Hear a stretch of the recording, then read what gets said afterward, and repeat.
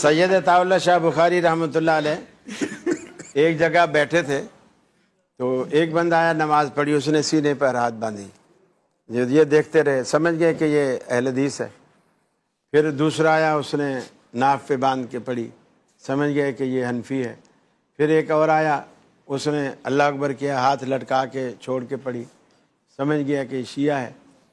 پھر ایک آدمی آیا اور اس نے اللہ اکبر کہا اور ہاتھ میں ایسے پنجہ ڈال کے گردن کے پیچھے ایسے ڈال دیا۔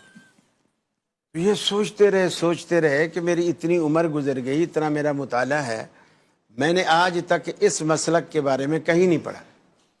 اس کے سلام کا انتظار کیا، جب سلام پھیرا تو اس کے پاس گیا، اس کو بولا بھائی یہ میں نے آج تک ایسی نماز نہیں دیکھی، پہلی دفعہ آپ کو دیکھا، یہ کون سا مسلک ہے؟ تو شاہ صاحب کہتے ہیں کہ وہ مجھے پہچانتا تھا، کہنے لگا شاہ صاحب یہ میرا اپنا ہی مسلک ہے۔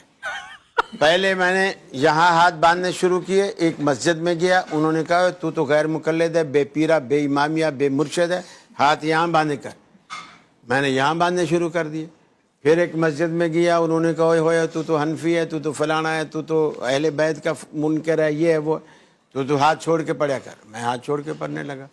پھر میں اہل حدیثوں کی مسجد میں کہیں گیا تو انہوں نے کہا تو شیعہ ہے، تو ہماری مسجد میں کیسے گھس آیا، تو ہاتھ ادھر باندھ کے پڑھا کر۔ میں نے کہا میں تو یہاں سے تو چلا تھا، پہلے یہیں سے چلا تھا، جب بھی دنیا نے مجھے کافر مانا، یہاں آیا جب بھی کافر مانا، ہاتھ چھوڑے جب بھی دنیا نے مجھے کافر کہا۔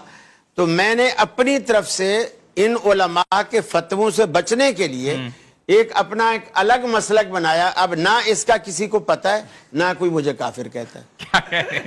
پھر وہ شاہ صاحب کہتے ہیں کہ علماء نے سیدھے سادے دین کو اتنا پیچیدہ بنا دیا ہے، عوام الناس تنگ ہے کہ وہ اصلی دین کو چھوڑ کر نئی راہ تلاش کرنے پر مجبور ہے۔ تو علماء کا فرض اور ذمہ داری ہے کہ عوام الناس کے حال پہ رحم کریں، کتاب و سنت کی راہ ان کو دکھائیں، اور اپنے جو چیزیں ہیں ذاتی جس سے انتشار اور نفرت پیدا ہوتی ہے اور دشمنی پیدا ہوتی ہے، وہ چیزیں نہ کریں، اور متحد ہونے والے ایسے فارمولے بتائیں جس سے امت جڑ کے رہے۔ ہم یہاں آج اس فورم پر متفقہ طور پر یہ کہتے ہیں کہ اس بے نماز سے کہ جو مسجد کے قریب نہیں آتا، جو نماز پڑھتا ہی نہیں ہے، یہ ہزاروں گنا ہم حنفی ہو کر کہتے ہیں کہ ہزاروں گنا وہ بندہ افضل ہے کہ جو ہاتھ کو سینے پہ رکھ کے باندھتا ہے یا ہاتھ چھوڑ کے جناب وہ پڑھتا ہے۔ یہ کیا ہوا، نماز تم پڑھتے نہیں ہو، ان کوئی مخالفت کوئی نہیں کرتا، اور جو ادھر باندھ دیا یہ کلی بھائی وہ نماز تو پڑھتا ہے۔